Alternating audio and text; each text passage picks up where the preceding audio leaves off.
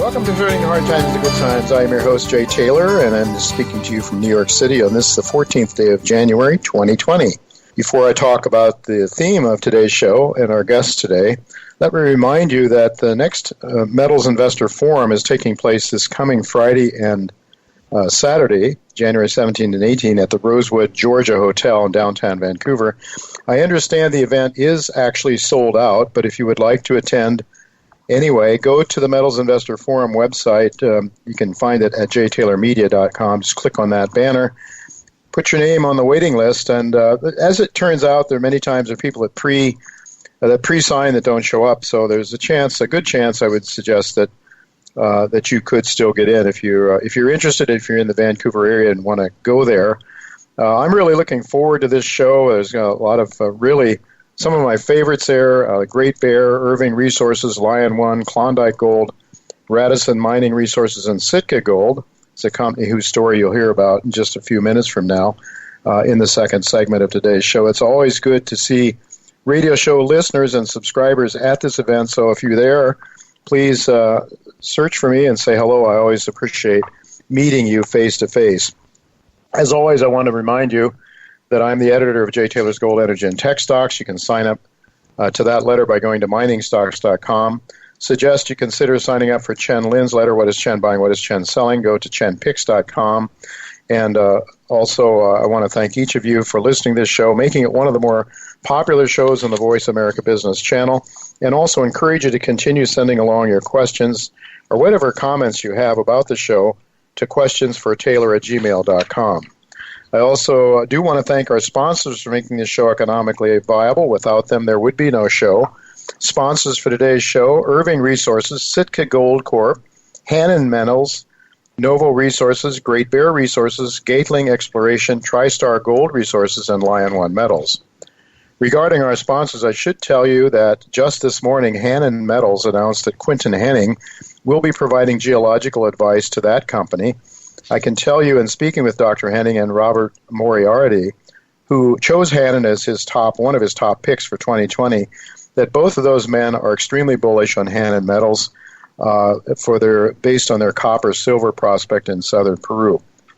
And of course, we will be interviewing Hannon as CEO in the not-too-distant future. Also today, Sitka Gold, which was one of my own top picks for 2020, announced this morning a significant expansion of its Yukon property. In the second segment of today's show, we'll be talking to Corwin Coe of Sitka.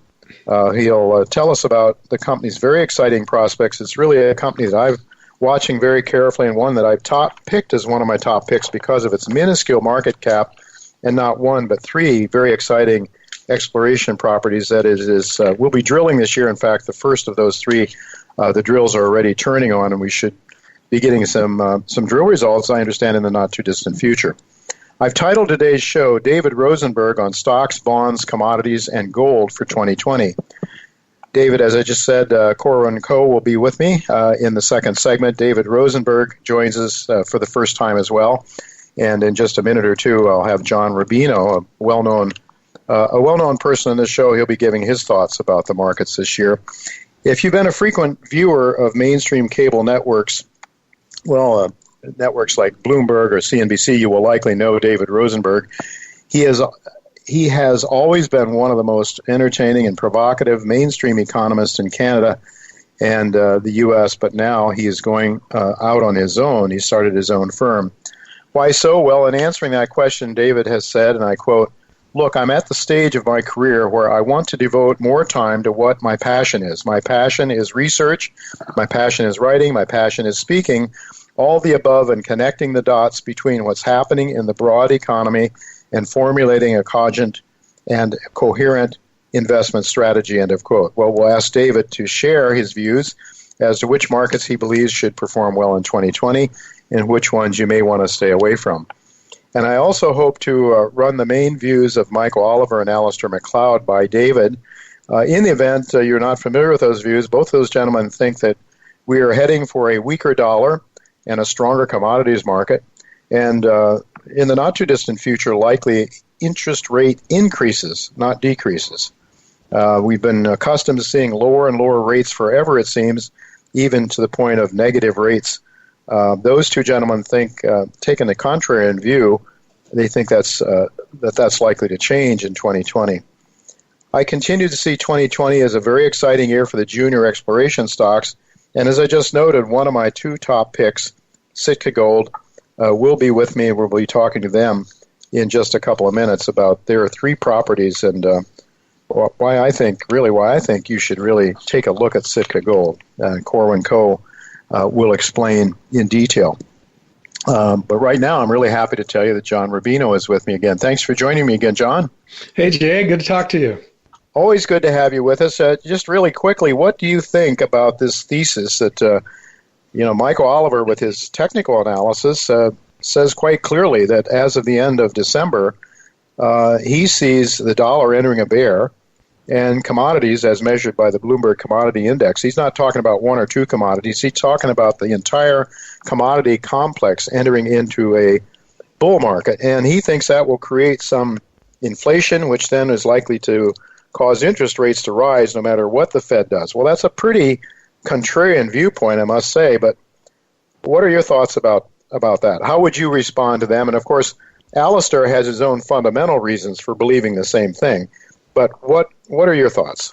Well, first of all, when we talk about the dollar being strong or weak, we have to remember that that's usually a measurement between currencies. In other words, the dollar is strong versus the euro or the yen or whatever. And the most important thing to understand about these fiat currencies is that they're all getting weaker. They're just getting weaker at differing rates. Yeah. So sometimes the dollar is quote unquote strong because it's going down more slowly than the euro and the yen. And then sometimes it's the other way around. Last few years, it's been the other way around. The dollar has been relatively strong. Even though it's been declining in value, it's been doing so at a slower rate than the euro and the yen. So the dollar went up versus those other currencies. Part of that was because we had tighter monetary policy than the rest of the world. We actually had a central bank that was increasing interest rates in 2018. Right. But the stock market did a flash crash in December 2018 and showed the Fed that it's not possible to raise interest rates.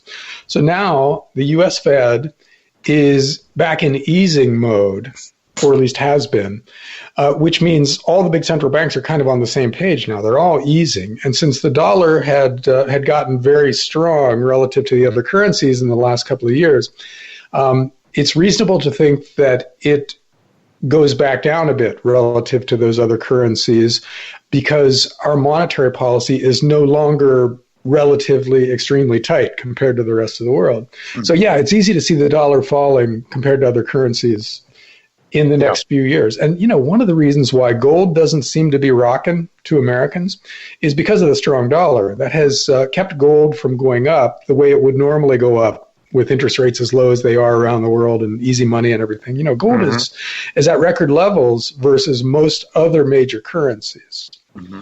But the U.S., it's way off its previous record high. So if the dollar is going to go down, relative to other currencies, yeah. You would think that gold then, in U.S. dollar terms, would go up and trade the way it has against those other currencies. So we could see a record high in gold just because the dollar drops by 10 or 15% versus the euro and the yen in the next couple of years. Mm-hmm. So that's a really good story for gold. Mm-hmm. Against a background that is great for precious metals in general, because all of these currencies are being inflated away at an accelerating rate now. Everybody's easing. All the big governments are running big deficits. So everything is set up for a, kind of a currency crisis, but a rolling currency crisis, it looks like, where the decline of these fiat currencies starts to accelerate. Mm-hmm. And that causes disruptions in the market, but it also causes a ton of money to flow into real assets. So I think the thesis that you sketched out to begin with is very, very possible in the next few years. Well, certainly, since the commodities across the world are, by and large, measured in dollars, a weaker dollar then would stand to suggest higher prices denominated in dollars, right, for commodities. Yeah. Anything that's denominated in the dollar goes up if the dollar goes down. Yeah. So that could be true of oil. It could be true of a lot of industrial commodities, certainly true in terms of precious metals and especially for people in the U.S., because we'll see an exaggerated impact when it's our currency that's falling. Well, Alistair then, and also Michael's work suggests that we're not far away from a turn in interest rates with a weaker dollar and a shortage of funding for U.S. Treasuries. That I think I saw somewhere that 90% of new Treasury borrowings in the last quarter of the year had to come from the Federal Reserve, had to purchase that. If that number is correct, I'm not sure. But from what I'm reading is the borrowing needs of the U.S. Treasury is just growing dramatically at the same time that the Chinese and others are less willing to continue supporting the U.S. Treasury. So do you think that it's possible? Do you see the possibility, and we're going to ask David Rosenberg this in the second half of today's show, for a rising interest rate environment, or do you think the Fed will be able to just hose the rate down forever, even into negative rates, possibly? Well, we've got two titanic forces opposing each other out there. One is the natural impulse of people in an inflationary environment to demand higher interest rates. In other words, if you're going to lend money to the government, and the government is depreciating the value of the currency in which it pays you interest by 3 or 4% a year, then you want at least 3 or 4% interest, right? Right. Because otherwise your capital is shrinking rather than growing. So the markets will want higher interest rates. Central banks can't allow that to happen, though. So they are going to aggressively try to lower interest rates, or at least keep them where they are now, especially in a recession. Short-term interest rates usually fall 5 percentage points in a recession. Yeah. So if they do that from here, then we're deeply into negative territory.